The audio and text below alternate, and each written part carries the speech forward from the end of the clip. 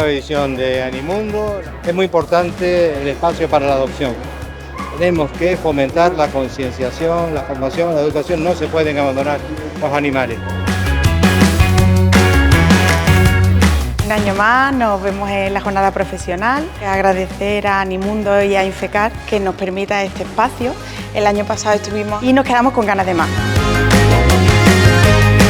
Me parece un evento bastante ameno, familiar, una labor muy educativa, muy didáctica. Me gustaría ver la actuación de los perros de la unidad canina de la policía y la Guardia Civil. Es la primera vez que vengo a la feria Animundo. Esta es Wanda. Vengo también con mi otra perra, Cala. Está súper bien organizada esta parte aquí de juegos para las perras.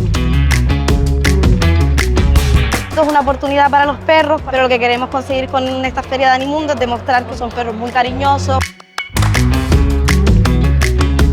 Infecar Feria de Gran Canaria se ha vuelto a convertir en un espacio donde compartir, aprender y formarse sobre la tenencia y el cuidado responsable de los animales de compañía.